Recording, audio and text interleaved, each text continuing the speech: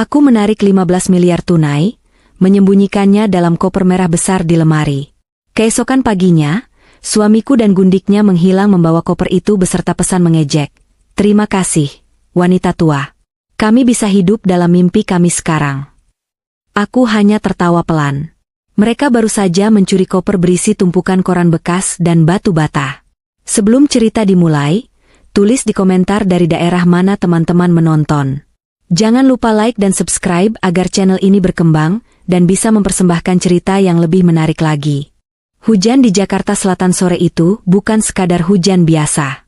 Langit seperti ditumpahkan isinya, menciptakan tirai air yang begitu rapat hingga pandangan keluar jendela mobil pun menjadi buram. Sesekali, kilat menyambar, menerangi langit yang kelabu gelap dengan cahaya putih menyilaukan, diikuti oleh dentuman guntur yang menggetarkan kaca jendela mobil Alphard tungganganku. Aku duduk di kursi belakang, merasakan dinginnya AC yang beradu dengan kehangatan bodoh yang menjalar di dadaku, kehangatan dari sebuah rencana yang akhirnya berjalan. Bu Maya, hujannya makin deras. Nanti turun di teras saja, biar saya yang angkat kopernya. Kelihatannya berat sekali. Suara Pak Darman, sopir setiaku yang sudah bekerja lebih dari 10 tahun, memecah keheningan. Dia melirik lewat spion tengah, matanya menyiratkan kekhawatiran yang tulus. Aku tersenyum tipis, menyentuh permukaan koper merah besar yang terbuat dari bahan keras mengilap di sebelahku. Koper ini ukurannya jumbo, jenis yang biasanya dipakai orang untuk pindahan ke luar negeri, bukan sekadar liburan seminggu. Iya, Pak Darman. Memang berat. Isinya masa depan saya soalnya, jawabku dengan nada yang kubuat terdengar lelah namun penuh harapan. Pak Darman hanya mengangguk. Meski aku tahu dia pasti bertanya-tanya. Dia tahu aku pengusaha butik batik, dia tahu aku sering membawa barang dagangan, tapi koper ini terasa berbeda. Auranya berbeda. Mobil berbelok memasuki gerbang rumahku di kawasan Pondok Indah. Rumah mewah yang kubangun dengan keringat dan air mataku sendiri selama 20 tahun terakhir. Rumah yang seharusnya menjadi tempat perlindungan, namun belakangan terasa seperti sangkar emas yang dingin. Begitu mobil berhenti di bawah kanopi teras, Pak Darman bergegas keluar dengan payung besar. Aku menahan napas sejenak sebelum membuka pintu. Pertunjukan dimulai, Maya, bisikku pada diri sendiri. Aku harus terlihat lelah, harus terlihat sedikit rapuh, tapi juga harus memancarkan euforia orang yang baru saja memegang kunci menuju impiannya. Aku keluar dari mobil, membiarkan sedikit percikan air hujan mengenai wajahku. Pak Darman dengan sigap membuka bagasi belakang, tempat aku tadi memindahkan koper merah itu agar terlihat lebih dramatis saat diturunkan. Dia meringis sedikit saat mengangkatnya. Waduh, Bu, ini isinya emas batangan apa gimana? Beratnya bukan main. Aku tertawa kecil, tawa yang sudah kulatih di depan cermin kamar mandi tadi pagi. Lebih berharga dari itu, Pak. Kami masuk ke dalam rumah. Suasana di dalam terasa kontras dengan keributan badai di luar. Hening, kering, dan berbau pengharum ruangan lavender yang mahal. Di ruang tengah, di sofa kulit Italia yang empuk, duduklah suamiku, Bimo. Seperti biasa, dunianya hanya selebar layar ponsel di tangannya. Dia bahkan tidak menoleh saat aku masuk dengan langkah kaki yang sengaja kubuat sedikit terseok karena kelelahan. Bimo, lelaki yang dulu gagah saat masih menjabat manajer pemasaran, kini tampak menyedihkan dengan kaos oblong belel dan celana pendek. 2 tahun menganggur tidak membuatnya rendah hati. Sebaliknya, egonya makin tinggi, setinggi gengsinya yang tak mau bekerja jika jabatannya di bawah yang dulu. Bimo, aku pulang, kataku, suaraku sedikit serak. Dia hanya bergumam, tanpa mengalihkan pandangan dari video joget-joget yang sedang ditontonnya. Aku memberi isyarat pada Pak Darman untuk meletakkan koper merah besar itu tepat di tengah ruang keluarga, di atas karpet persia tebal, di antara aku dan Bimo. Bunyi roda koper yang bergesekan dengan lantai marmer sebelum naik ke karpet, akhirnya menarik perhatian Bimo. Dia menoleh dengan malas, alisnya terangkat sebelah. Koper apa itu? Kamu mau pergi? Kok enggak bilang-bilang? Nadanya defensif, ciri khas orang yang insecure. Aku menghela napas panjang, mendudukkan diriku di sofa tunggal di seberangnya, membiarkan tubuhku merosot seolah tak bertulang. Aku menatap lurus ke matanya, lalu beralih ke koper merah yang kini menjadi pusat perhatian ruangan itu. Bimo, aku memulai, suaraku bergetar karena emosi. Kamu ingat rumah kolonial di Menteng yang sering kita lewati? Yang selalu aku bilang itu rumah impianku kalau kita sudah tua nanti. Bimo mengernyit, mencoba mengingat di antara tumpukan memori yang tidak penting baginya. Rumah tua yang cat putih itu? Yang pagarnya tinggi? Kenapa? Aku mencondongkan tubuh ke depan, mataku berbinar-binar, sebuah akting kelas Oscar menurutku. Tadi siang, agen propertinya meneleponku. Pemiliknya butuh uang cepat karena mau pindah ke Eropa minggu depan. Dia mau lepas rumah itu dengan harga miring. Sangat miring. Terus? Bimo masih belum tertarik sepenuhnya, kembali melirik ponselnya. Kita kan gak punya uang cash sebanyak itu sekarang. Deposito kamu juga belum jatuh tempo, kan? Inilah saatnya. Aku menunjuk koper merah itu dengan tangan gemetar. Aku sudah mencairkannya, Mas. Semua warisan investasi dari ibu dan bapak yang selama ini aku simpan rapat-rapat. Aku tidak pernah menyentuhnya untuk modal butik, karena aku janji itu untuk masa depan kita. Aku melihat perubahan di wajah Bimo. Kata, warisan, dan investasi adalah kata kunci ajaib. Dia meletakkan ponselnya. Tubuhnya menegak. Berapa? Tanyanya, suaranya tiba-tiba menjadi lebih jelas. 15 miliar rupiah, bisikku, tapi di ruangan yang hening itu, suaraku terdengar seperti ledakan bom. Tunai. Ada di dalam koper itu. Pemiliknya minta cash besok pagi jam 9 untuk tanda jadi dan pelunasan di depan notaris, makanya harganya bisa turun jauh sekali. Hening. Hanya suara detak jam dinding antik dan sisa guruh di kejauhan. Mata Bimo melebar. Dia menatap koper merah itu bukan lagi sebagai benda mati, melainkan sebagai sebuah peti harta karun yang baru saja digali. Jakunnya naik turun. 15 miliar. Angka yang mungkin tidak pernah dia bayangkan dalam bentuk fisik. Perubahan sikapnya terjadi dalam hitungan detik, sungguh menggelikan sekaligus menjijikan untuk disaksikan. Wajah dingin dan acuh tak acuh tadi lenyap tak berbekas, digantikan oleh topeng kepedulian yang sangat palsu. Dia berdiri dengan cepat, menghampiriku. Ya ampun, Maya. Sayang. Dia berlutut di depan sofaku, meraih tanganku dan memijatnya perlahan. Sentuhannya terasa asing, dingin, dan penuh perhitungan. 15 miliar tunai? Kamu bawa sendiri tadi? Bahaya sekali, sayang. Kenapa nggak minta aku temani? Kalau ada rampok bagaimana? Aku menahan keinginan untuk menarik tanganku. Aku takut, Mas. Tapi aku juga semangat. Ini kesempatan sekali seumur hidup. Aku minta Pak Darman ngebut tadi. Bimo kini pindah duduk di sampingku, merangkul bahuku. Tangannya yang lain memijat tengkuku dengan gerakan yang sok mesra. Pasti kamu capek sekali, ya? Tegang seharian bawa uang sebanyak itu. Aduh, istriku hebat sekali. Matanya tidak menatapku, melainkan terus mencuri pandang ke koper merah di depan kami. Seolah-olah koper itu bisa tiba-tiba berdiri dan lari jika tidak diawasi. Iya, Mas. Capek sekali. Rasanya pundakku mau copot. Keluhku manja. Kamu duduk dulu di sini, ya? Istirahat. Aku buatkan teh hangat kesukaanmu. Teh melati, kan? Pakai gula batu sedikit? Tanyanya dengan nada yang sangat manis, semanis racun. Aku mengangguk lemah. Iya, tolong ya. Mas, kepalaku pusing sekali. Bimo bergegas ke dapur. Aku mendengar langkah kakinya yang ringan, tidak lagi terseret malas seperti tadi. Dia bersenandung kecil. Uang 15 miliar telah menyuntikkan energi baru ke dalam dirinya, energi keserakahan yang meluap-luap. Aku duduk diam di sofa, menatap koper merah itu. Di dalamnya, tersusun rapi tumpukan koran bekas, Pos Kota dan Kompas edisi tahun lalu yang kubeli kiloan dari tukang loak. Aku menghabiskan 2 malam memotongnya seukuran uang kertas pecahan 100.000, mengikatnya bergepok-gepok, dan menyusunnya di atas beberapa batu bata agar beratnya meyakinkan. Sebuah karya seni penipuan untuk menipu seorang penipu. Bimo kembali dengan secangkir teh hangat yang mengepul. Dia meletakkannya di meja di depanku dengan hati-hati, lalu kembali duduk di sampingku, matanya kembali terpaku pada koper.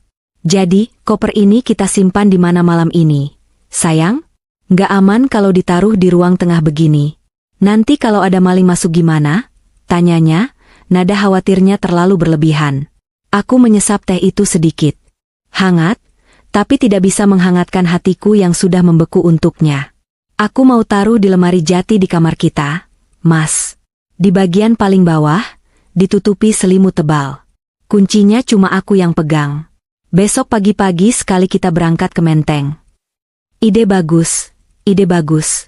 Bimo mengangguk cepat. Di lemari jati itu aman. Kuncinya kuat. Kamu mau aku bantu angkat ke kamar sekarang? Aku menggeleng pelan. Nanti saja, Mas. Habis makan malam. Aku mau rebahan sebentar di sini. Kakiku lemas sekali rasanya. Oh, tentu. Kamu istirahat saja. Biar aku pesankan makanan enak ya. Kita rayakan rumah baru kita. Mau pesan apa? Sushi? Steak? Bimo terlihat sangat bersemangat menjadi suami siaga. Aku memejamkan mata, berpura-pura menikmati pijatannya di bahuku. Jauh di dalam lubuk hatiku, aku merasakan campuran rasa sakit dan kemenangan yang pahit. Sakit karena melihat betapa mudahnya dia dimanipulasi oleh uang, dan kemenangan karena umpanku telah dimakan bulat-bulat. Ikan besar yang tamak sudah terkait di kail, tinggal menunggu waktu untuk menariknya ke daratan. Malam ini akan menjadi malam yang panjang. Jarum jam dinding di kamar kami menunjukkan pukul 1 dini hari. Suasana rumah sudah sunyi senyap. Hujan badai yang tadi sore mengamuk kini telah reda, menyisakan keheningan yang hanya diisi oleh dengungan halus AC sentral dan sesekali suara tetesan air sisa hujan dari talang atap. Aku berbaring miring di tempat tidur king size kami, memunggungi Bimo. Napasku kubuat teratur dan berat, ritme napas seseorang yang sedang tidur nyenyak di bawah pengaruh obat. Tadi malam, setelah makan malam steak yang dipesan Bimo, yang rasanya hambar di lidahku, aku mengeluh sakit kepala hebat karena ketegangan membawa uang tunai. Bimo, dengan kepedulian palsu yang luar biasa, segera menawarkan obat tidur yang katanya diresepkan dokter untuk insomnianya. Aku menerimanya, meminumnya di depannya, dan tentu saja, memuntahkannya kembali di toilet saat aku permisi ke kamar mandi 5 menit kemudian. Tapi Bimo tidak tahu itu. Dia yakin aku sedang terlelap dalam mimpi indah tentang rumah di Menteng. Aku merasakan pergerakan di sisi lain tempat tidur. Kasur sedikit bergoyang saat Bimo bangun dengan sangat perlahan. Dia menahan napasnya, aku bisa merasakannya. Dia diam dalam posisi duduk selama beberapa detik, mungkin memastikan apakah aku terbangun oleh gerakannya. Aku tetap diam, menjaga ritme napasku, meski jantungku berdegup kencang di dalam dada, bukan karena takut, tapi karena antisipasi. Setelah yakin aku tidak bergerak, Bimo mulai turun dari tempat tidur. Kakinya menyentuh lantai parket kayu dengan sangat hati-hati, tanpa suara. Dia tidak menyalakan lampu tidur. Cahaya bulan yang samar menembus tirai jendela yang sedikit terbuka, memberikan penerangan remang-remang di kamar kami yang luas. Aku membuka mataku sedikit, hanya segaris tipis, cukup untuk melihat siluet tubuhnya yang bergerak mengendap-endap menuju sudut kamar. Di sana, berdiri lemari jati antik warisan nenekku. Lemari besar setinggi 3 meter dengan ukiran Jepara yang rumit, tempat aku menyimpan koper merah itu tadi malam setelah makan malam. Dengan bantuan Bimo yang bersemangat mengangkatnya. Aku melihatnya merogoh saku celana pendeknya. Dia mengeluarkan kunci duplikat lemari itu. Tentu saja dia punya duplikatnya.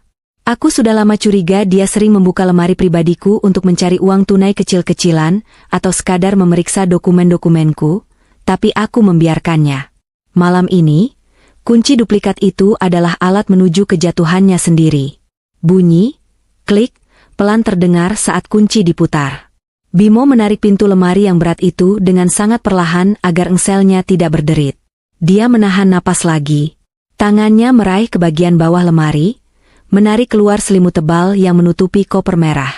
Koper itu kini terlihat, memantulkan sedikit cahaya bulan. Bimo berjongkok di depannya, tangannya mengelus permukaan koper itu seperti seorang kekasih. Aku bisa membayangkan seringai serakah di wajahnya yang tertutup bayangan. Dia mencoba mengangkat koper itu. Beratnya membuatnya sedikit terhuyung, dan koper itu sedikit membentur lantai kayu dengan bunyi, aduh, tertahan dari mulut Bimo. Dia membeku, menoleh cepat ke arah tempat tidur. Aku segera memejamkan mata kembali, mengatur napas, berpura-pura sedikit mengigau pelan, lalu kembali tidur. Bimo menunggu hampir 1 menit penuh sebelum berani bergerak lagi. Kali ini dia lebih siap dengan beratnya. Dia mengangkat koper itu dengan kedua tangannya, memeluknya erat di dadanya, seolah itu adalah bayi yang baru lahir, bayi seharga 15 miliar. Dia berjalan mundur menuju pintu kamar, matanya tak lepas mengawasiku. Setiap langkahnya dihitung dengan cermat. Dia berhasil mencapai pintu, membukanya sedikit, lalu menyelinap keluar. Pintu tertutup kembali dengan bunyi klik yang hampir tak terdengar. Begitu dia keluar, aku membuka mataku lebar-lebar.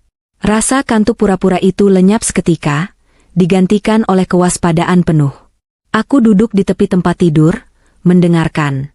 Aku mendengar langkah kakinya menuruni tangga marmer. Dia tidak menyalakan lampu di lorong maupun di ruang tengah. Dia bergerak dalam kegelapan rumah yang dia kira dia kuasai. Aku berdiri, berjalan tanpa suara ke jendela besar di kamar kami yang menghadap ke halaman depan. Aku menyibakkan tirai sedikit, cukup untuk mengintip keluar. Di luar pagar rumah kami yang tinggi, di jalanan yang basah dan sepi, sebuah mobil sedan hitam sudah menunggu. Mesinnya menyala, terlihat dari asap tipis yang keluar dari knalpotnya. Itu bukan taksi online. Itu mobil sewaan, atau mungkin milik teman gundiknya. Di kursi penumpang depan, aku melihat siluet seorang wanita. Cahaya oranye kecil menyala dan meredup di dekat wajahnya. Dia sedang merokok. Asapnya mengepul keluar dari jendela yang dibuka sedikit. Cindy. Mantan SPG mobil yang usianya hampir setengah dari usia Bimo. Wanita yang menurut Bimo lebih mengerti dirinya daripada aku yang sibuk bekerja. Dia terlihat tidak sabaran, mengetuk-ngetukkan jarinya di dashboard mobil. Pintu depan rumah terbuka perlahan. Bimo keluar, masih memeluk koper merah besar itu dengan susah payah. Dia setengah berlari melintasi halaman rumput menuju gerbang kecil yang tidak digembok. Cindy membuka pintu mobil dari dalam saat melihat Bimo mendekat. Bimo memasukkan koper itu ke kursi belakang dengan tergesa-gesa, lalu dia melompat masuk ke kursi pengemudi. Dia bahkan tidak menoleh ke belakang, ke rumah tempat dia numpang hidup selama ini. Mobil sedan hitam itu segera melaju, bannya sedikit selip di aspal basah sebelum menghilang di tikungan jalan. Mereka pergi. Benar-benar pergi. Aku menghela napas, kali ini napas lega yang sesungguhnya. Bahuku yang tegang sejak sore tadi akhirnya rileks. Aku tidak merasa sedih. Anehnya, aku tidak merasakan patah hati. Mungkin hatiku sudah patah sedikit demi sedikit selama bertahun-tahun sampai aku tidak merasakannya lagi saat akhirnya hancur total. Yang tersisa hanya rasa dingin dan kepuasan logis bahwa rencanaku berhasil. Aku menyalakan lampu kamar.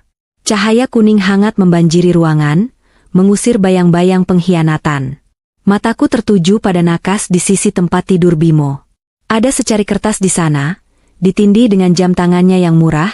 Jam mahal pemberianku sudah lama dia jual untuk judi online. Aku mengambil kertas itu. Tulisan tangan Bimo yang terburu-buru dan jelek. Maaf Mei, aku berhak bahagia. Kamu terlalu sibuk dengan bisnismu dan duniamu sendiri. Kamu tidak pernah menghargaiku sebagai suami. Aku dan Cindy akan memulai hidup baru dengan uang ini. Jangan cari kami. Anggap saja ini pesangon untuk semua tahun-tahun yang terbuang. Bimo.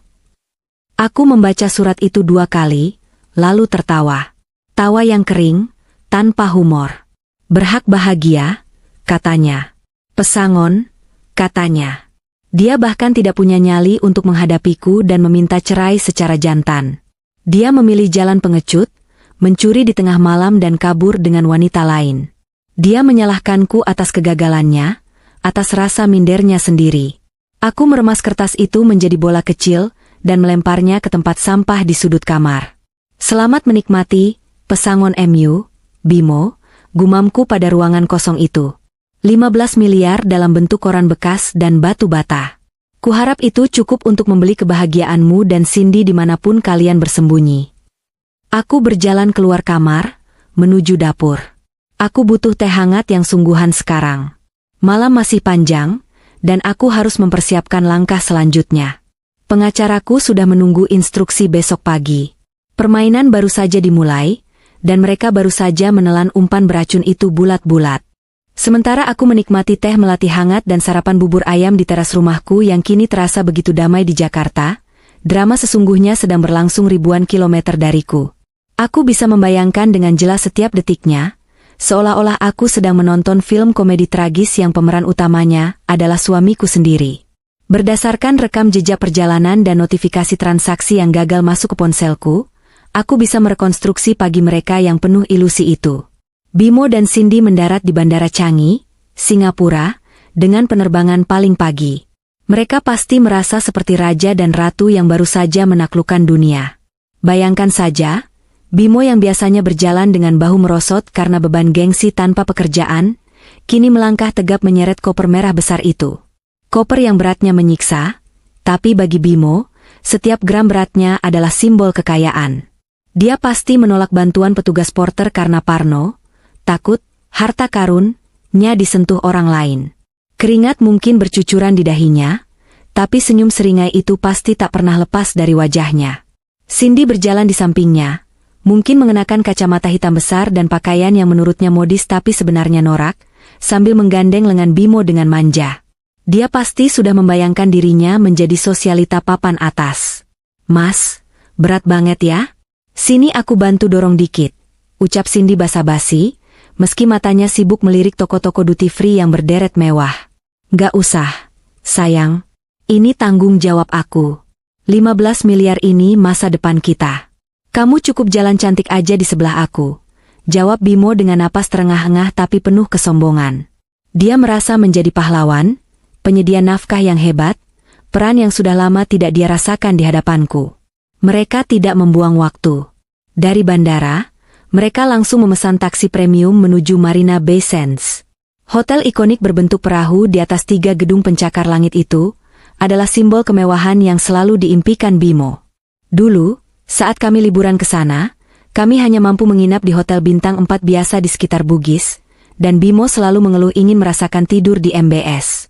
Sekarang, dengan uang curian itu, dia merasa berhak mendapatkan segalanya. Di dalam taksi yang melaju mulus membelah jalanan Singapura yang bersih dan teratur, Cindy mulai merengek. Sifat aslinya yang materialistis mulai keluar tanpa rem. "Mas, nanti habis check-in, kita langsung ke butik Hermes ya? Aku mau tas Birkin yang warna orange itu loh. Teman-teman arisanku pasti mati kejang kalau lihat aku punya yang asli," rengek Cindy sambil menyandarkan kepalanya di bahu Bimo yang masih memeluk koper merah itu protektif. Bimo tertawa lebar, tawa orang kaya baru yang merasa dunia ada di dalam saku celananya. Dia menepuk koper merah itu dengan bangga. "Jangankan satu tas, sayang. Kita punya 15 miliar di koper ini. Kita bisa beli satu tokonya sekalian kalau perlu. Kamu ambil apa aja yang kamu mau. Hari ini kita pesta." Makasih Mas Bimo. Kamu emang paling baik. Gak kayak istri tua kamu yang pelit itu," seru Cindy kegirangan, mencium pipi Bimo. Mendengar itu, aku yang sedang menyuap bubur di Jakarta tersenyum sinis. "Pelit," katanya. "Aku yang melunasi hutang judi Bimo diam-diam? Aku yang membiayai gaya hidupnya agar dia tetap terlihat punya harga diri di depan teman-temannya? Baiklah, nikmati saja kebaikan suamiku itu selagi bisa." Sesampainya di lobi hotel yang megah dengan atap tinggi dan keramaian turis berduit, Bimo berjalan menuju meja resepsionis dengan dagu terangkat. Dia menyerahkan paspornya dengan gaya angkuh. "Saya mau suite terbaik dengan pemandangan kota. Ocean view atau city view, yang paling mahal pokoknya. Untuk seminggu," kata Bimo dalam bahasa Inggris yang pas-pasan tapi penuh percaya diri. Resepsionis tersenyum ramah, mengetik sesuatu di komputernya. "Tentu, Pak. Kami memiliki Sands Premier Suite yang tersedia. Harganya sekitar $2.000 Singapura per malam." Cindy membelalakan mata, tapi Bimo hanya mengibaskan tangan meremehkan. "Ambil saja. Saya tidak peduli harganya." "Baik, Pak. Bolehkah saya meminjam kartu kredit Bapak untuk deposit dan pembayaran di muka?" tanya resepsionis itu sopan. Bimo dengan gaya bosi mengeluarkan kartu kredit platinum, kartu tambahan dari rekening utamaku yang selama ini dia pegang. Dia memberikannya dengan 2 jari, seolah kartu itu terbuat dari emas murni. Disinilah babak pertama kehancuran mereka dimulai. Aku sudah memblokir kartu itu tepat 5 menit setelah Pak Darman memberitahuku bahwa mobil sedan hitam itu pergi dari rumah tadi pagi. Resepsionis memasukkan kartu ke mesin EDC. Menunggu sebentar, lalu mengerutkan kening. Dia mencoba lagi. Maaf, Pak. Kartunya declinet, kata resepsionis itu, masih dengan senyum profesional, tapi tatapannya mulai sedikit berubah. Wajah Bimo memerah. Apa? Nggak mungkin. Limitnya ratusan juta itu. Coba lagi. Mesin kamu kali yang rusak. Sudah dicoba 2 kali, Pak. Transaksi ditolak oleh bank penerbit. Mungkin Bapak ada kartu lain? Cindy mulai gelisah. Orang-orang di antrean belakang mulai berbisik-bisik. Gengsi Bimo tersentil hebat. Dia merogoh dompetnya, mengeluarkan 2 kartu kredit lain, semuanya atas namaku atau kartu yang tagihannya aku yang bayar. Declinet. Keringat dingin mulai menetes di pelipis Bimo. Dia panik. Bukan karena tidak punya uang, tapi karena malu. Dia menoleh ke Cindy yang menatapnya dengan pandangan menuntut. Mas, kok nggak bisa semua sih? Malu tahu dilihatin orang. Bisik Cindy tajam, nada manjanya hilang seketika. Tenang. Bimo berbisik panik, lalu menatap resepsionis dengan wajah memelas yang dipaksakan garang. Mbak, sistem bank di Indonesia mungkin lagi error. Begini saja, saya bayar cash. Tunai. Saya bawa uang tunai banyak sekali. Resepsionis itu mengangkat alis. Kami menerima pembayaran tunai, Pak. Tapi tetap butuh deposit. Iya. Saya bayar lunas sekarang juga pakai uang tunai. Bisa kan masuk kamar dulu? Uangnya ada di koper ini, berat kalau harus bongkar di lobi. Alasan Bimo. Sebenarnya dia tidak mau membuka koper itu di tempat umum, karena takut dirampok orang yang melihat tumpukan uang 15 miliar. Setelah berdebat sedikit dan mungkin karena melihat penampilan mereka yang, tadinya, meyakinkan, manajer hotel mengizinkan mereka masuk ke kamar dulu untuk mengambil uang tunai, dengan didampingi petugas keamanan yang menunggu di depan pintu kamar sampai pembayaran diselesaikan. Mereka naik lift menuju lantai atas dengan perasaan campur aduk. Bimo masih yakin dia punya solusinya. Dia punya koper merah itu. Sumber segala masalah, sekaligus sumber segala solusi. Atau begitulah pikirnya. Pintu kamar suite mewah itu tertutup, mengunci Bimo dan Cindy di dalam kemewahan yang belum mereka bayar. Ruangan itu luas luar biasa, dengan jendela kaca raksasa yang menampilkan pemandangan gedung-gedung pencakar langit Singapura yang menjulang. Karpetnya empuk, udaranya dingin dan wangi, tapi ketegangan di antara mereka membuat ruangan itu terasa sesak seperti penjara. Gila kamu, Mas. Bikin malu aja di lobi tadi. Cindy langsung meledak begitu pintu tertutup. Dia melempar tas tangannya ke sofa. Katanya orang kaya, masa kartu kredit mati semua? Jangan-jangan kamu bohong ya soal harta kamu. Bimo yang sedang stres berat langsung membentak balik. Sesuatu yang tidak pernah dia lakukan pada bidadari-nya itu sebelumnya. Diam kamu, Cindy. Kamu nggak ngerti masalah perbankan. Itu pasti ulah si Maya. Dia blokir aksesnya karena tahu aku pergi. Dasar istri nggak tahu diuntung. Bimo menyeret koper merah besar itu ke atas tempat tidur ukuran king yang berbalut spray putih bersih. Napasnya memburu. Dia harus membuktikan pada Cindy, dan pada dirinya sendiri, bahwa dia masih memegang kendali. Dia harus segera mengambil beberapa gepok uang, menampar wajah petugas hotel yang meragukannya dengan lembaran rupiah, yang harus ditukar dulu ke dolar Singapura, dan membungkam mulut Cindy dengan belanjaan mewah. Lihat ini, kata Bimo dengan tangan gemetar, menunjuk koper itu. Maya bisa blokir kartu kredit, tapi dia nggak bisa blokir uang tunai 15 miliar yang sudah ada di tangan kita. Kita masih menang, Cindy. Kita menang telak. Cindy mendekat, matanya kembali berbinar melihat koper itu. Keraguan di wajahnya perlahan memudar digantikan keserakahan. Ya udah, buruan buka. Ambil yang banyak. Aku lapar, mau pesen room service yang paling mahal. Bimo merogoh saku celananya, mengambil kunci gembok kecil yang menggantung di resleting koper. Tangannya begitu gemetar sampai dia menjatuhkan kunci itu sekali ke lantai. Lama banget sih, cibir Cindy. Sabar, bentak Bimo. Dia memungut kunci itu, memasukkannya ke lubang gembok, dan memutarnya. Klik. Gembok terbuka. Jantung Bimo berdetak kencang. Seirama dengan detak jantungku di Jakarta. Bedanya, jantungku berdetak karena antisipasi kemenang, jantungnya berdetak menuju kehancuran. Dia menarik resleting koper itu memutar perlahan. Suara ZZZ resleting terdengar begitu nyaring di ruangan yang sunyi itu. Siap-siap jadi miliarder. Sayang, gumam Bimo dengan senyum lebar yang terlihat mengerikan. Dia menyentakkan tutup koper itu hingga terbuka lebar. Waktu seolah berhenti.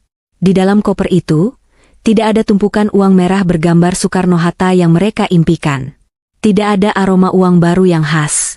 Yang ada hanyalah tumpukan kertas koran yang mulai menguning. Koran pos kota dengan judul berita kriminal sensasional, dan koran Kompas edisi Minggu yang sudah kumal. Kertas-kertas itu dipotong rapi seukuran uang kertas. Ditumpuk bergepok-gepok, diikat dengan karet gelang, persis seperti tumpukan uang. Tapi jelas sekali, itu hanya sampah. Di bagian bawah, untuk memberikan bobot yang meyakinkan, terlihat susunan batu bata merah yang biasa dipakai untuk membangun tembok rumah sederhana, bukan rumah impian di Menteng. Mata Bimo melotot sampai hampir keluar dari rongganya. Mulutnya menganga, tapi tidak ada suara yang keluar. Otaknya mengalami korsleting, menolak memproses visual yang ada di depannya. Ini apa? Suara Cindy memecah keheningan, terdengar cempreng dan panik.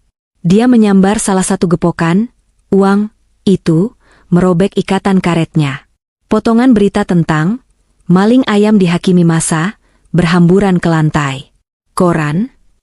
Cindy berteriak histeris. Koran bekas? Mas, kamu gila ya? Mana uangnya? Katanya 15 miliar. Bimo jatuh terduduk di tepi kasur. Kakinya lemas seperti jeli.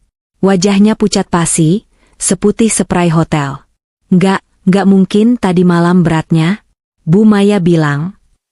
Dia meracau tidak jelas. Dunianya runtuh dalam hitungan detik. Lalu, matanya menangkap sesuatu yang berbeda. Di atas tumpukan sampah koran dan batu bata itu, ada satu benda yang terlihat rapi dan resmi. Sebuah amplop coklat tebal dengan logo firma hukum ternama di Jakarta. Di depannya tertulis dengan spidol hitam tebal, untuk suamiku tercinta, Bimo. Dengan tangan yang gemetar hebat, seperti orang yang terkena stroke mendadak, Bimo meraih amplop itu. Apa itu? Duitnya di situ? Tanya Cindy putus asa, masih berharap ada cek atau surat berharga. Bimo merobek amplop itu kasar. Isinya meluncur keluar. Bukan uang. Bukan cek. Lembar pertama adalah salinan surat gugatan cerai yang sudah kutandatangani di atas meterai. Lembar kedua adalah bukti transfer bank. Bukti bahwa dana investasi warisanku sebesar 15 miliar rupiah sudah dipindahkan ke rekening deposito lockup atas namaku sendiri 2 hari yang lalu, tepat sebelum aku membawa koper itu pulang. Dan lembar ketiga, yang paling menyakitkan bagi Bimo, adalah rekapitulasi hutang. Daftar panjang hutang judi online dan pinjaman online, pinjol, atas nama Bimo yang totalnya mencapai ratusan juta rupiah. Di bawah daftar itu, ada tulisan tanganku dengan tinta merah. Selama ini aku yang bayar semua ini diam-diam supaya kamu tidak dikejar debt collector, dan tetap merasa gagah. Tapi mulai hari ini, tagihan ini kembali jadi milikmu. Selamat menikmati hidup mandiri, Mas. Oh ya, batu batanya boleh dipakai buat modal bangun rumah tangga barumu sama Cindy. Gratis. Bimo membaca tulisan itu, dan untuk pertama kalinya dalam hidupnya, dia menangis. Bukan tangisan penyesalan, tapi tangisan ketakutan murni dari seorang pecundang yang baru sadar bahwa pelindungnya telah pergi, dan dia kini telanjang di tengah badai. Kamu penipu, teriak Cindy, menyambar kertas-kertas itu dan melemparkannya ke wajah Bimo. Kamu bilang kamu kaya. Kamu bilang kita bakal hidup enak. Ternyata kamu cuma pengangguran banyak utang yang ditendang istri. Pintu kamar diketuk keras dari luar. Pak, maaf, pembayaran depositnya bagaimana? Manajer kami menunggu, suara petugas keamanan terdengar tegas dari balik pintu. Bimo menatap pintu, lalu menatap koper berisi sampah itu, lalu menatap Cindy yang kini menatapnya dengan kebencian murni. Dia sadar, dia tamat. Hening yang mencekam di kamar suite mewah Marina Bay Sands itu pecah berkeping-keping, bukan oleh suara gelas yang jatuh, melainkan oleh hancurnya harga diri seorang laki-laki yang selama ini membangun istananya di atas awan. Aku tidak berada di sana secara fisik, tetapi aku bisa merasakan getarannya, seolah benang merah nasib yang kuhubungkan pada koper itu mengirimkan sinyal kepuasan langsung ke jantungku di Jakarta. Di kamar itu, Bimo masih terpaku menatap lembaran-lembaran kertas yang berserakan di atas tumpukan koran bekas. Tangannya gemetar begitu hebat hingga kertas bukti transfer di tangannya berbunyi krek-krek pelan. Wajahnya yang tadi merah padam karena marah kini berubah menjadi abu-abu, seolah darah di tubuhnya tersedot habis oleh kenyataan pahit yang baru saja menamparnya. Cindy, yang masih berdiri dengan napas memburu, menyambar kertas rekapitulasi hutang yang tergeletak di dekat kaki Bimo. Matanya yang tajam menelusuri deretan angka-angka di sana dengan kecepatan kilat. Hutang judi slot 150 juta. Hutang aplikasi pinjaman online mawar biru 30 juta. Hutang kartu kredit bank swasta 70 juta. Cindy membacakan daftar itu dengan suara melengking yang penuh ketidakpercayaan. Setiap angka yang disebutkannya seperti paku yang dipalu ke peti mati hubungan mereka. Dia mendongak, menatap Bimo dengan tatapan jijik yang tidak ditutup-tutupi lagi. Jadi selama ini, gaya hidup mewah kamu, terah manajer kamu, mobil yang sering kamu pamerin itu semua dibayar pakai uang istrimu? Dan sisanya hutang? Kamu itu benalu, Mas, benalu busuk. Cindy, dengar dulu, sayang. Bimo mencoba berdiri, tangannya terulur hendak meraih lengan wanita itu, tapi Cindy menepisnya kasar. Jangan sentuh aku, jerit Cindy. Dia mundur menjauh, seolah Bimo adalah penyakit menular. Aku sudah resign dari pekerjaanku. Aku sudah putusin pacarku yang polisi demi ikut kamu ke sini. Aku kira aku bakal jadi ratu, ternyata aku kabur sama gelandangan. Ketukan di pintu semakin keras dan tidak sabar. Pak, buka pintunya. Kami tahu Bapak ada di dalam, seru petugas keamanan hotel. Suara itu terdengar tegas, tanpa basa-basi keramahan khas hotel bintang 5 lagi. Mereka pasti sudah curiga melihat gelagat aneh Bimo di lobi, dan kartu kredit yang ditolak berkali-kali. Kepanikan Bimo mencapai puncaknya. Dia menatap koper merah yang terbuka menganga, memperlihatkan tumpukan uang palsu yang kini tampak seperti lelucon paling kejam sedunia. Dia berusaha menutup koper itu kembali, mencoba menyembunyikan aibnya, tapi tumpukan batu bata di dasarnya membuat koper itu sulit dikancingkan. Koran-koran berhamburan keluar, potongan berita kriminal lama seolah mengejek nasibnya sendiri.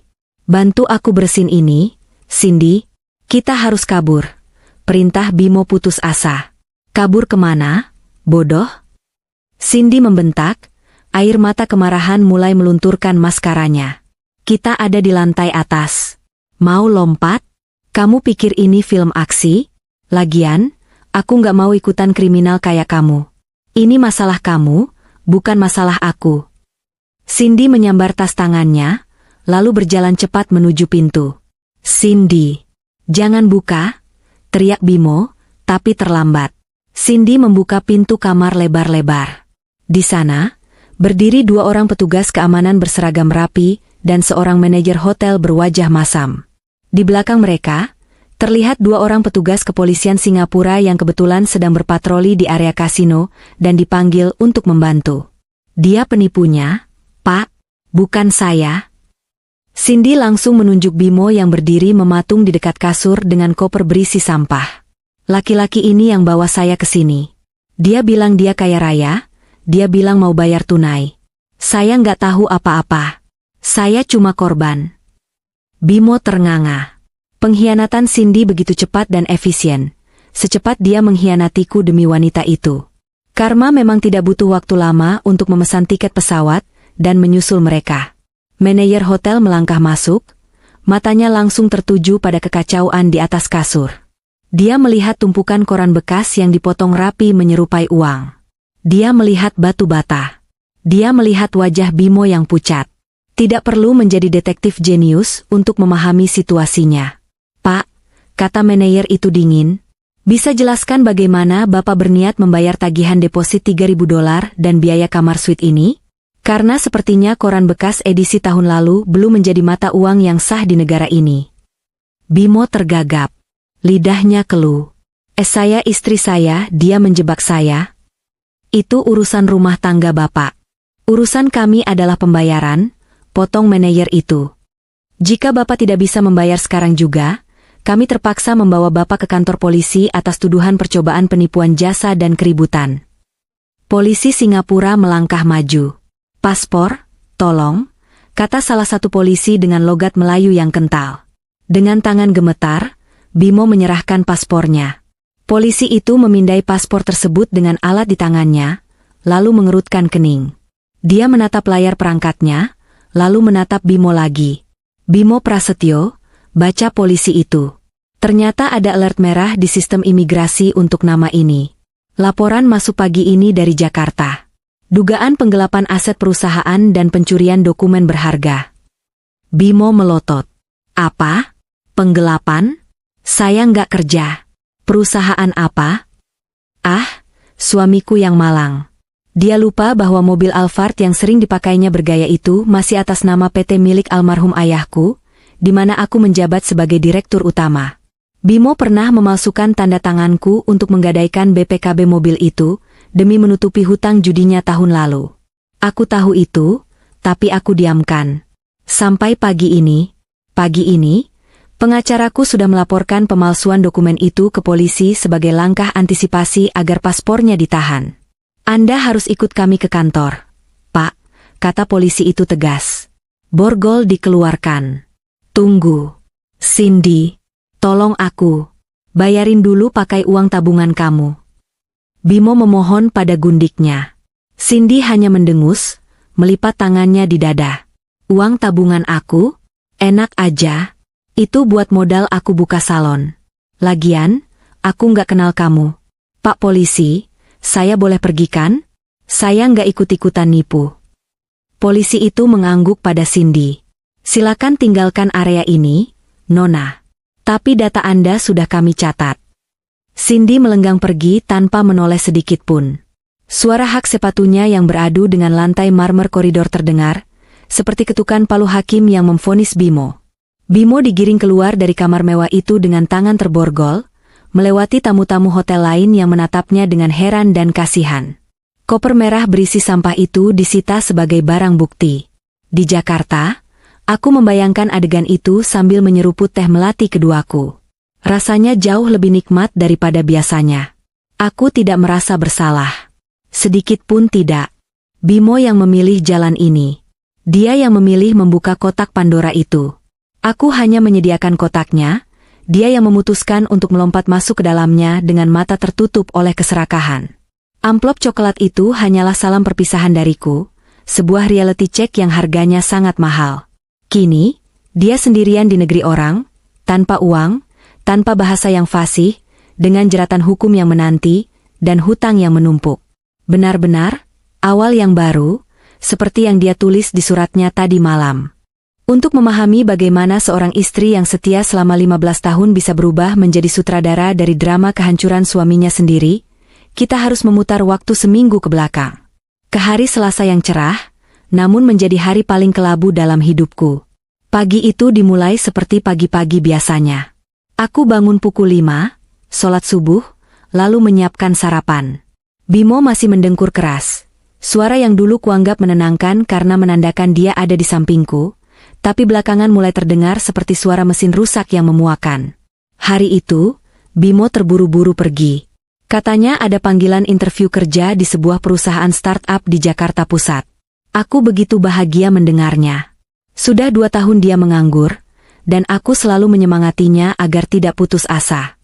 Aku bahkan menyetrikakan kemeja terbaiknya, menyiapkan dasi yang cocok, dan memberinya uang saku lebih untuk taksi dan makan siang. Doakan aku ya, Bu, katanya sambil mencium keningku sekilas, ciuman yang terasa hampa, seperti formalitas belaka. Pasti, Mas. Semangat ya, jawabku tulus. Dia pergi dengan tergesa-gesa. Saking tergesanya, dia melupakan satu benda keramat yang biasanya tidak pernah lepas dari tangannya, iPad miliknya. Benda itu tertinggal di meja makan, terselip di bawah tumpukan koran pagi. Awalnya, aku tidak berniat menyentuhnya. Aku sangat menghormati privasi. Tapi saat aku sedang membereskan meja, iPad itu bergetar dan menyala. Sebuah notifikasi pesan masuk muncul di layar yang terkunci. Sayang, jadi jemput aku di kos kan? Jangan lupa bawa kartu kredit si ibu negara. Ya, kita jadi belanja buat trip ke Singapura minggu depan kan? Jantungku berhenti berdetak sesaat. Ibu negara? Trip ke Singapura? Tanganku gemetar saat meraih iPad itu. Bimo, dalam kecerobohannya, ternyata belum mengubah paskode iPad-nya sejak 3 tahun lalu. Tanggal pernikahan kami. Ironis sekali, angka yang seharusnya menjadi simbol janji suci kami, kini menjadi kunci pembuka kotak aibnya. Aku menekan 6 angka itu. Layar terbuka. Dan dunia yang selama ini kubangun runtuh seketika. Bukan hanya satu pesan. Ada ribuan. Aplikasi pesan hijau itu penuh dengan percakapan menjijikan antara Bimo dan kontak yang dinamai My Cindy. Aku duduk di kursi meja makan, lututku lemas tak bertulang, membaca satu persatu pesan mereka sambil menahan mual yang naik ke kerongkongan. Mereka sudah berhubungan selama setahun terakhir. Setahun? Selama aku banting tulang mengurus butik batik, lembur sampai malam, mengurus ibuku yang sakit, sebelum beliau meninggal, dan tetap berusaha menjadi istri yang baik, Bimo sibuk bermain peran sebagai bujang kaya raya dengan uangku. Aku membaca rencana mereka. Mas, kapan sih kamu cerain dia? Katanya nunggu warisan cair, tulis Cindy 2 hari yang lalu. Jawab Bimo membuat darahku mendidih hingga ke ubun-ubun. Sabar, sayang. Si wanita tua itu lagi proses cairin investasi ibunya. Jumlahnya gede. Kalau aku cerai sekarang, aku nggak dapat apa-apa. Tunggu uangnya masuk ke tangan dia, nanti aku cari cara buat ambil, terus kita kabur. Biar dia mati kering sendirian di rumah besarnya. Wanita tua. Mati kering. Air mataku menetes, bukan karena sedih, tapi karena amarah yang begitu murni dan panas. Aku merasa bodoh. Selama ini aku buta. Aku menutupi hutang-hutangnya karena kasihan. Aku menjaga nama baiknya di depan keluarga besar. Aku memberinya uang saku agar dia tidak merasa rendah diri. Dan ini balasannya? Dia mendoakanku mati kering setelah merampok warisan orang tuaku? Aku meletakkan iPad itu kembali ke posisinya semula. Aku menghapus sidik jariku dari layarnya dengan ujung baju. Aku menarik napas dalam-dalam, menatap pantulan wajahku di cermin hias ruang makan. Wajah, wanita tua, yang berusia 42 tahun ini. Masih ada gurat kecantikan di sana, tapi tertutup lelah. Saat itulah, sesuatu dalam diriku berubah. Rasa cinta yang tersisa, rasa hormat, rasa kasihan, semuanya menguap hilang, digantikan oleh dinginnya es. Aku tidak akan melabraknya. Aku tidak akan menangis histeris di depannya sambil melempar piring. Itu terlalu drama sinetron, dan Bimo tidak pantas mendapatkan emosi sehalus itu dariku. Aku ingin dia hancur. Bukan hancur karena teriakanku, tapi hancur karena keserakahannya sendiri. Aku mulai menyusun rencana. Aku tahu Bimo sangat menginginkan uang tunai. Dia terobsesi dengan flexing, pamer kekayaan. Aku juga tahu dia pengecut yang tidak berani menghadapi konfrontasi langsung. Siang itu, alih-alih pergi ke butik, aku pergi ke pasar loak di Jatinegara. Dengan kacamata hitam dan masker, aku membeli 20 kg koran bekas dan majalah lama. Penjualnya menatapku aneh, tapi aku hanya bilang untuk tugas sekolah anak. Pulang dari sana, aku mampir ke toko bangunan, membeli beberapa batu bata merah. Malam harinya, saat Bimo belum pulang, katanya interviewnya lanjut sampai tes psikotes, padahal aku tahu dari fitur Find My Device di iPad-nya bahwa dia sedang di mall bersama Cindy. Aku mengurung diri di kamar tamu. Aku mulai bekerja. Srek, srek, srek. Suara gunting memotong kertas koran menjadi irama musik bagiku malam itu. Aku memotong koran pos kota dan Kompas dengan ukuran presisi, 14 cm x 6,5 cm, seukuran uang pecahan Rp100.000. Setiap guntingan terasa memuaskan. Ini adalah terapi. Dengan setiap lembar koran yang kupotong, aku memotong ikatan emosionalku dengan Bimo. Ini untuk pengkhianatanmu, Srek. Ini untuk sebutan, wanita tua, Srek. Ini untuk semua uangku yang kau habiskan di meja judi, Srek. Berjam-jam aku memotong, menumpuk, dan mengikatnya dengan karet gelang. Aku membuat ratusan gepok uang palsu. Di bagian paling atas dan bawah setiap gepokan, aku selipkan kertas yang warnanya agak mirip uang mainan anak-anak, hanya untuk sekilas pandang di dalam koper yang gelap. Lalu aku mengambil koper merah besar yang jarang kupakai.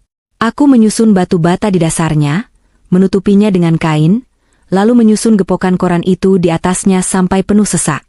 Saat aku mengangkat koper itu, beratnya luar biasa. Berat dosa-dosa Bimo, pikirku sambil tersenyum sinis. Keesokan harinya, aku menghubungi pengacaraku. Aku memintanya menyiapkan surat cerai dan memindahkan semua aset likuidku ke deposito yang tidak bisa diakses siapapun kecuali aku. Aku juga meminta dia melacak semua hutang Bimo. Aku ingin semuanya tercatat rapi dalam satu amplop. Ibu yakin dengan rencana ini? Tanya pengacaraku ragu saat aku menceritakan skenarioku. Ini agak ekstrim. Kenapa tidak usir saja dia? Karena kalau cuma diusir, dia akan merasa jadi korban. Pak, jawabku tenang. Dia akan cerita ke semua orang kalau istrinya jahat. Tapi kalau dia kabur sendiri karena mencuri, dia tidak punya wajah untuk kembali. Saya ingin dia pergi dengan membawa rasa bersalah dan ketakutan, bukan rasa marah. Pengacaraku mengangguk, ngeri sekaligus kagum. Dan begitulah, panggung sandiwaraku siapkan. Aku menunggu momen yang tepat. Saat hujan deras, saat emosi melankolis mudah dibangun, saat logika Bimo sedang lemah. Sekarang, seminggu kemudian, saat aku duduk di ruang makan yang sama tempat aku menemukan iPad itu, aku merasa rumah ini akhirnya bersih. Bukan hanya bersih dari debu, tapi bersih dari aura negatif yang selama ini menempel seperti parasit. Aku melihat ke arah lemari jati di sudut ruangan, tempat koper merah itu sempat bersemayam. Lemari itu kosong sekarang, tapi hatiku penuh. Tiba-tiba ponselku berdering. Nomor tak dikenal dengan kode negara 65. Singapura. Senyumku mengembang. Babak terakhir akan segera dimulai. Bimo pasti sedang panik mencari jalan pulang. Aku mengangkat telepon itu dengan suara tenang dan ramah, seolah-olah aku adalah istri yang belum tahu apa-apa, atau lebih tepatnya, istri yang sudah tahu segalanya dan sedang menikmati pertunjukan. Halo, sapaku lembut. Maya, ini aku. Suara di seberang sana terdengar pecah, serak, dan penuh ketakutan. Ah, musik di telingaku. Duduk di ruang tengah rumahku di Jakarta, dengan secangkir teh yang sudah mendingin, aku memejamkan mata. Pikiranku melayang, menyeberangi lautan menuju Singapura. Berkat laporan rinci dari Pak Sanjaya, pengacaraku yang memiliki jaringan luas hingga ke negeri seberang, dan imajinasiku yang sangat mengenal karakter suamiku, aku bisa melihat adegan itu berputar di kepalaku sejelas film layar lebar. Aku bisa merasakan keringat dingin yang menetes di punggung Bimo, dan aku bisa mencium aroma kepanikan yang menguar dari tubuhnya. Di kamar suite Marina Bay Sands yang megah itu, waktu seolah membeku, lalu pecah berkeping-keping menimpa kepala Bimo. Keheningan setelah koper terbuka itu bukan sekadar sepi. Itu adalah jenis keheningan yang memekakan telinga, seperti momen sesaat setelah bom meledak sebelum suara teriakan terdengar. Bimo masih berlutut di depan koper merah itu. Tangannya gemetar hebat, menggenggam segepok potongan koran pos kota yang headline-nya membahas tentang begal motor dibakar massa. Betapa ironisnya. Di tangan kanannya, ada surat gugatan cerai dariku. Di tangan kirinya, daftar hutang yang selama ini ia sembunyikan. Cindy adalah orang pertama yang memecahkan keheningan itu. Suaranya tidak lagi manja mendayu-dayu seperti yang biasa kudengar di rekaman suara yang kucuri dari HP Bimo. Suaranya kini tajam, melengking, dan penuh racun. Ini apa, Mas? Desis Cindy.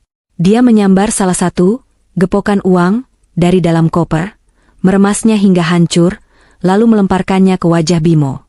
Serpihan kertas koran berhamburan seperti konfeti di pesta kematian. Jawab aku. Mana uangnya?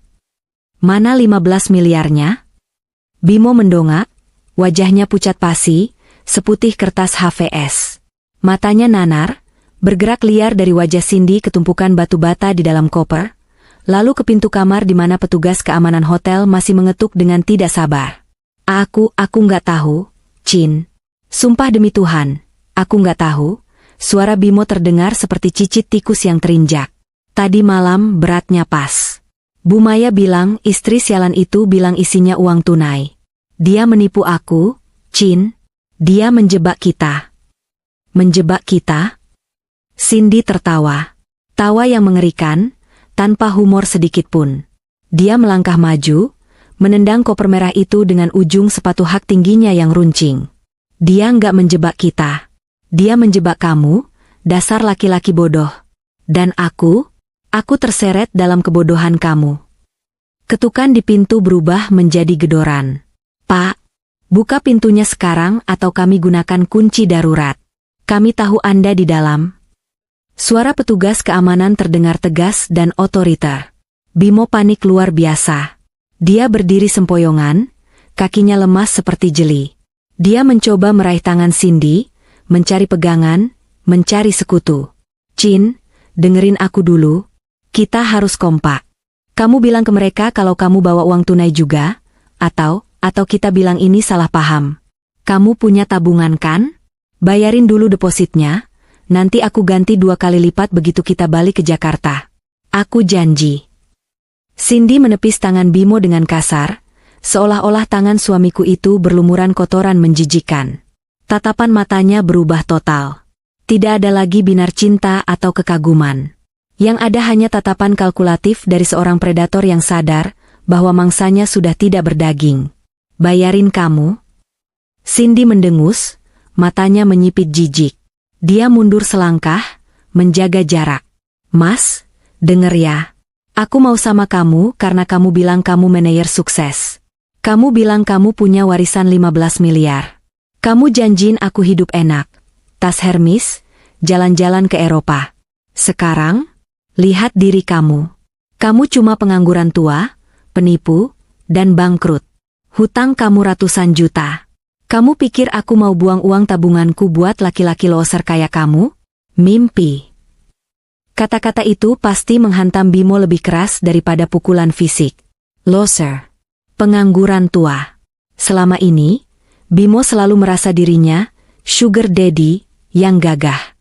Dia merasa muda kembali saat bersama Cindy. Tapi detik ini, topeng itu hancur.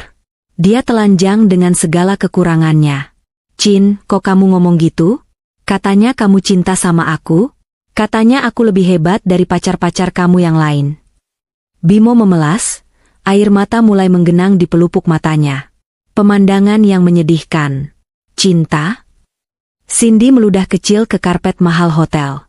Cinta itu butuh modal. Mas, nggak ada makan siang gratis.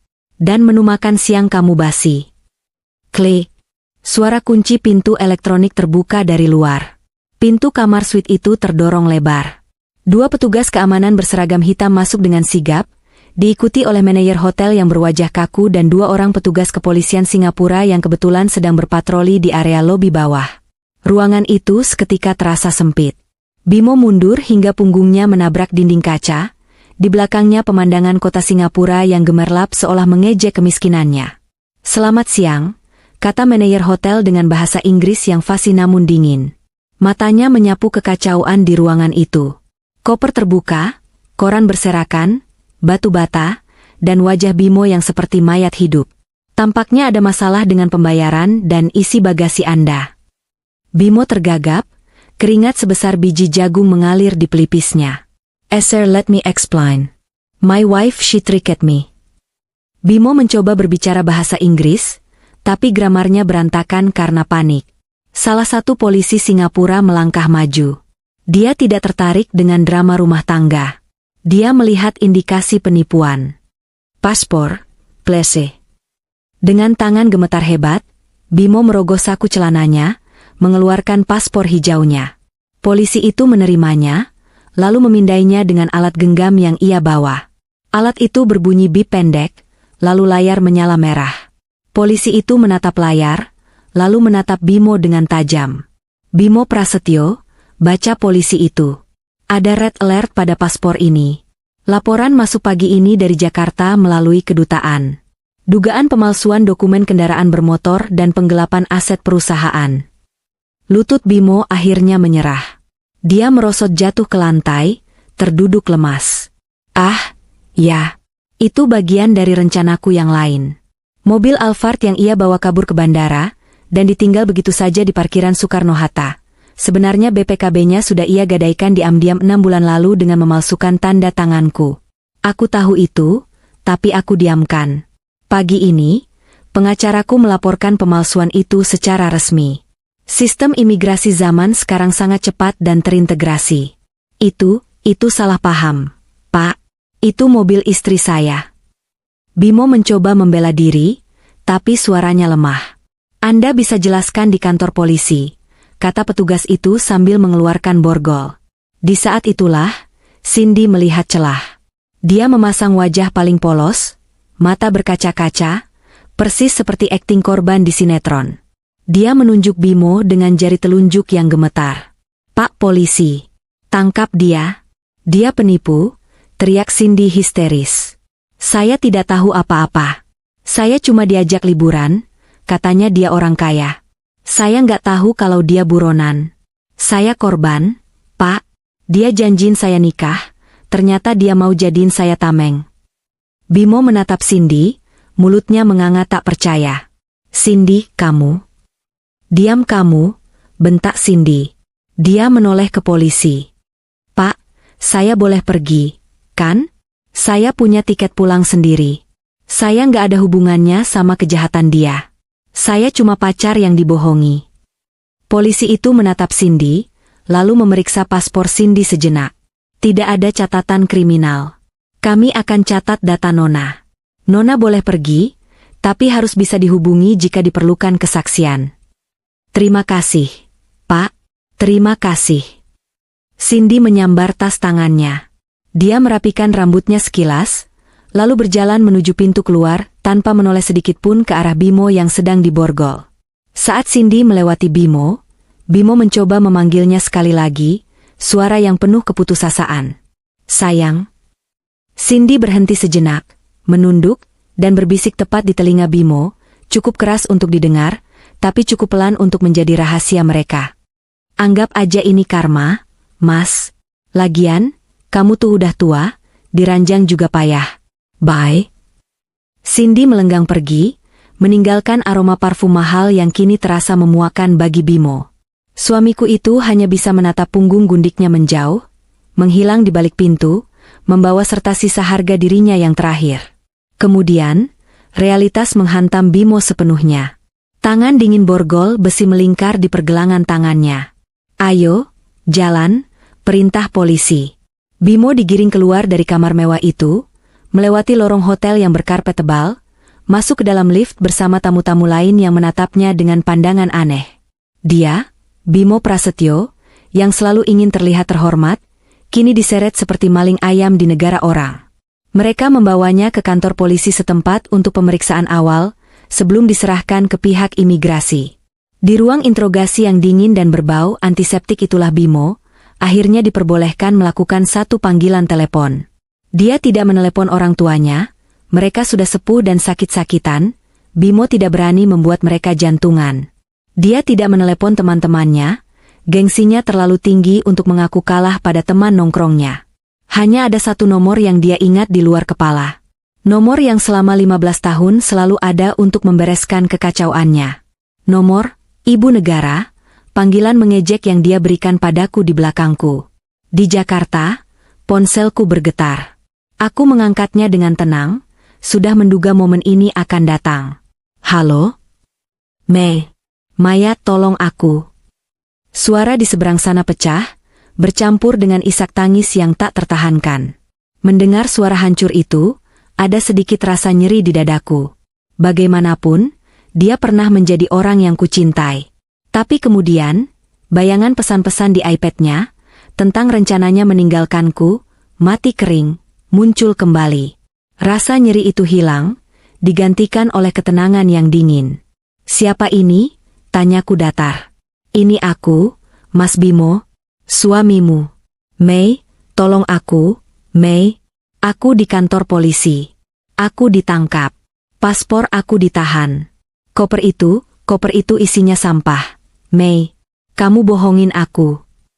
Aku tersenyum tipis. Oh, Mas Bimo. Kirain siapa? Tumben nelpon istri tua?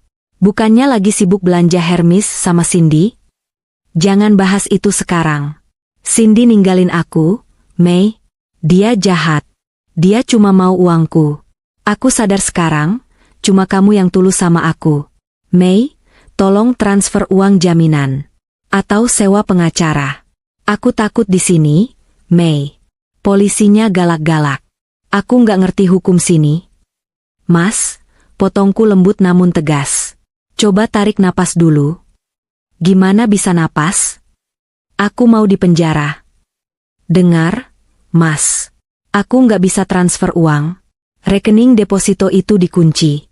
Lagian, itu uang warisan orang tuaku. Orang tua yang kamu hina itu. Ingat? Aku khilaf, Mei. Aku minta maaf.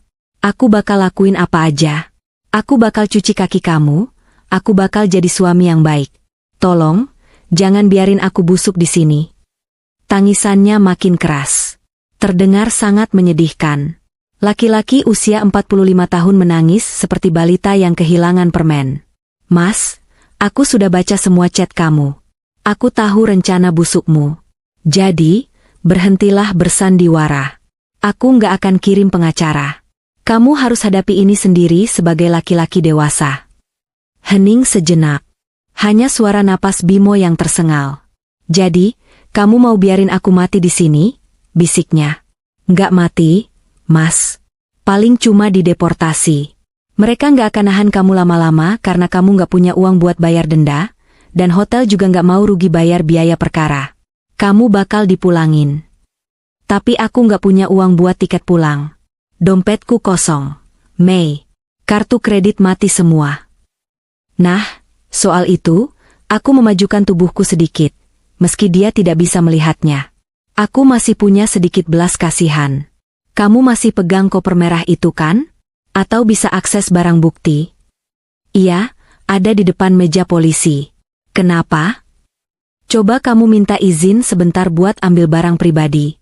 Buka tumpukan koran pos kota yang paling bawah, di pojok kiri. Di sela-sela batu bata yang agak retak. Ada uang di situ? Harapan kembali terdengar di suaranya. Ada amplop putih kecil. Isinya uang tunai. Berapa? Cukup buat Garuda Business Class? Aku nggak mau ketemu orang Indonesia di pesawat. Malu? Aku hampir tertawa terbahak-bahak. Dalam kondisi begini pun, gengsinya masih setinggi langit. Cukup untuk tiket feri, Mas. Feri? Maksud kamu kapal laut? Iya. Feri dari Harbourfront ke Batam Center. Tiket ekonomi.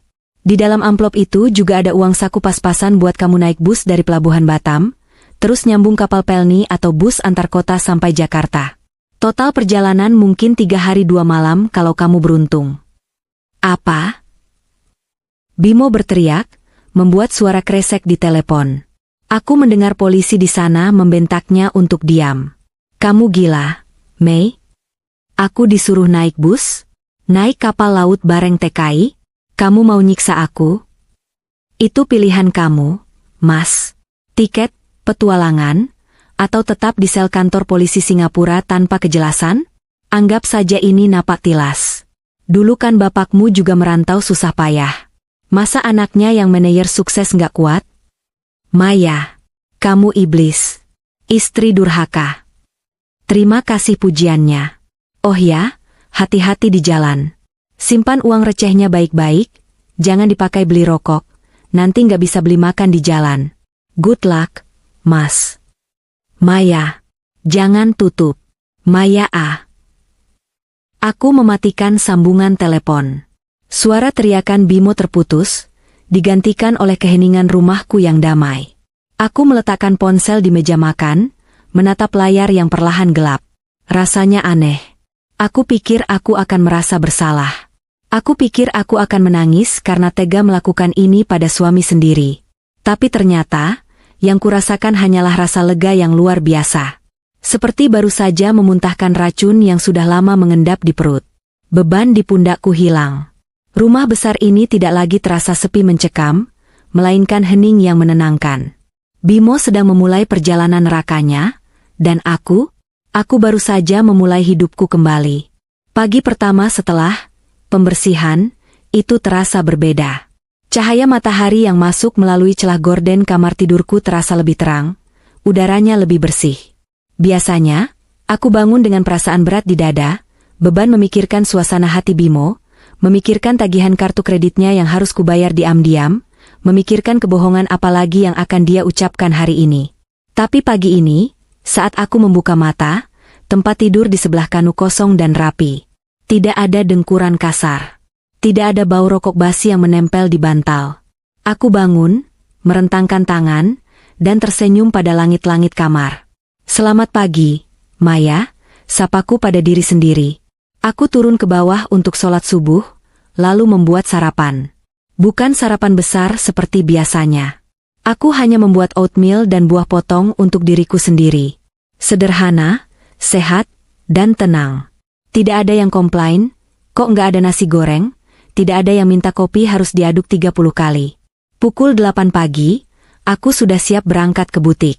Aku mengenakan dress batik tulis favoritku, warna merah marun yang elegan, senada dengan warna koper yang membawa pergi nasib burukku.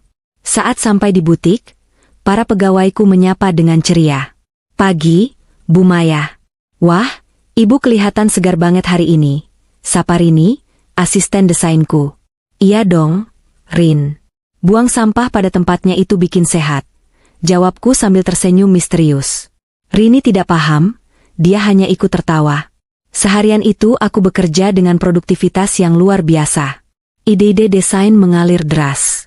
Aku membuat sketsa motif baru, perpaduan antara klasik dan modern, yang melambangkan kebangkitan. Tanpa gangguan pesan WhatsApp dari Bimo yang biasanya minta transfer uang bensin atau pulsa, aku merasa otakku bekerja 2 kali lebih cepat. Sementara itu, di tempat yang jauh, aku tahu, Odesi, kepulangan Bimo sedang berlangsung. Berdasarkan perhitungan waktu dan rute yang kuberikan lewat amplop itu, saat ini Bimo pasti sedang berada di atas kapal feri menuju Batam. Aku bisa membayangkannya dengan jelas. Bimo, dengan kemeja mahal yang sudah kusut dan bau keringat karena dipakai 2 hari berturut-turut, duduk berhimpitan di kursi plastik keras di dek ekonomi. Di sekelilingnya mungkin ada tangisan bayi, asap rokok penumpang lain, dan aroma minyak kayu putih yang menyengat. Dia yang biasanya antisosial dan memandang rendah orang lain, kini menjadi bagian dari kerumunan yang dia hina. Dia tidak punya akses lounge VIP. Dia tidak bisa memesan kopi mahal. Perutnya pasti keroncongan karena uang saku yang kuberikan memang dihitung sangat pas-pasan. Hanya cukup untuk roti tawar dan air mineral botol. Mabuk laut akan menjadi teman akrabnya. Ombak selat Singapura yang kadang ganas akan mengocok perut manajernya yang buncit. Dia akan muntah, dan tidak ada Cindy yang memijatnya, tidak ada aku yang membawakannya teh hangat. Dia sendirian dengan rasa malunya. Sesampainya di Batam, penderitaannya belum berakhir. Dia harus mencari bus menuju pelabuhan berikutnya atau bandara jika dia nekat, tapi uangnya tidak akan cukup. Kemungkinan besar dia akan terjebak di terminal, bingung, kepanasan, dan menjadi tontonan orang karena penampilannya yang kontras, baju branded tapi wajah gembel. Kemudian perjalanan bus antar kota menuju Jakarta. Itu adalah neraka tersendiri. Duduk 24 jam lebih dengan lutut tertekuk, musik dangdut yang diputar sopir volume maksimal, dan bau toilet bus yang pesing. Bimo akan punya banyak waktu untuk merenung. Merenungi kesombongannya, merenungi 15 miliar yang ternyata hanya koran bekas, dan merenungi betapa bodohnya dia melepaskan istri yang setulus aku demi wanita yang mencampakkannya dalam hitungan detik. Apakah aku kasihan? Sedikit. Sebagai sesama manusia.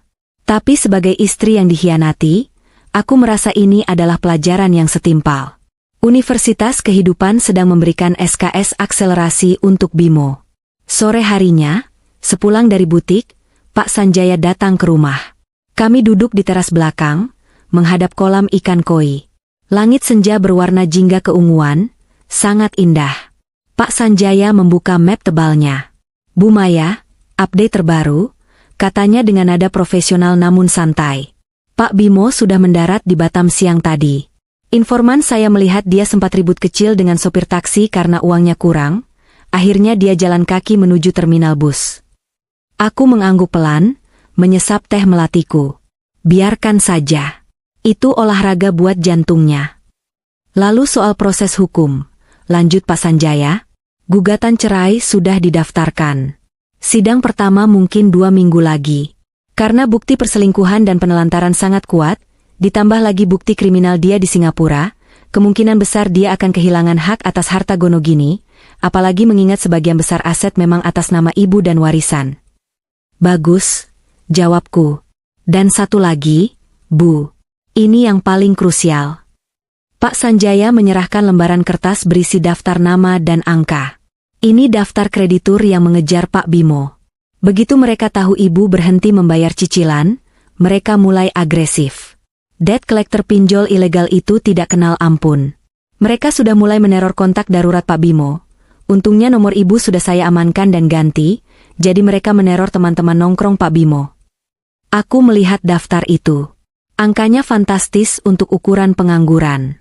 Ratusan juta rupiah untuk judi slot dan gaya hidup. Mereka akan mencari dia ke sini? Tanyaku. Pasti. Tapi saya sudah siapkan keamanan. Dan saya juga sudah membocorkan informasi ke para penagih hutang itu bahwa Pak Bimo tidak lagi tinggal di sini. Saya beri alamat kos lamanya di Jakarta Timur, tempat dia mungkin akan lari karena malu pulang ke orang tuanya. Pak Sanjaya, Anda memang brilian, pujiku. Hanya melakukan tugas saya, Bu. Malam itu, setelah Pak Sanjaya pulang, aku duduk sendirian di ruang tengah. Televisi menyala, tapi aku tidak menontonnya. Mataku tertuju pada dinding kosong tempat foto pernikahan kami dulu tergantung.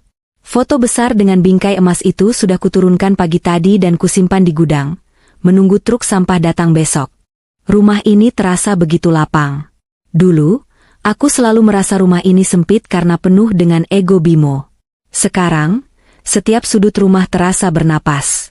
Tiba-tiba, ponselku bergetar lagi. Pesan masuk. Sebuah nomor baru. Tidak ada foto profil. Mei, aku di Merak. Lagi nunggu bis ke Jakarta. Aku lapar banget, Mei. Tolong transfer 50.000 aja buat makan nasi Padang. Aku janji ganti nanti. Aku nyesel, Mei. Tolong. Aku membaca pesan itu berulang kali. 50.000 rupiah.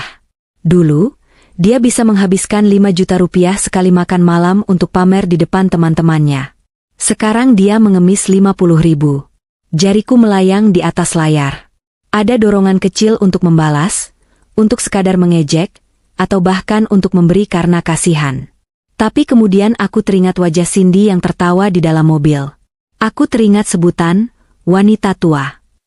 Aku teringat 2 tahun aku bekerja keras sementara dia berjudi. Aku tidak membalas pesan itu. Aku menekan tombol blok. Ini bukan tentang balas dendam lagi. Ini tentang menutup pintu agar masa lalu tidak bisa masuk lagi, dan mengotori lantai yang baru saja kubersihkan. Aku berdiri, berjalan menuju dapur. Aku mengambil gunting tanaman. Aku berjalan keluar ke taman samping, tempat Bimo dulu menanam pohon mangga yang dia banggakan. Pohon yang tidak pernah berbuah karena tidak pernah dia rawat, hanya ditanam untuk konten media sosial. Aku memotong ranting-ranting kering pohon itu. Merapikannya. Mungkin dengan perawatan yang benar oleh tanganku sendiri, pohon ini nanti akan berbuah manis. Sama seperti hidupku. Malam semakin larut. Langit Jakarta bersih, bintang-bintang terlihat berkerlip. Besok, Bimo mungkin akan sampai di Jakarta. Dia akan disambut oleh debt collector, oleh kenyataan bahwa dia tidak punya rumah, dan oleh surat panggilan sidang cerai. Hidupnya akan menjadi badai yang dia ciptakan sendiri. Sedangkan aku akan bangun pagi, sholat, minum teh, dan merancang motif batik baru. Aku akan menamai koleksi terbaruku, Sri Kandi.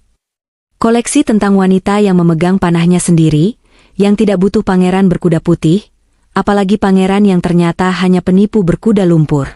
Aku menyeruput sisa teh melatiku. Rasanya manis, hangat, dan menenangkan. Selamat datang kembali, Maya, bisikku pada angin malam. Dan untuk pertama kalinya dalam 15 tahun, aku benar-benar merasa pulang ke rumah.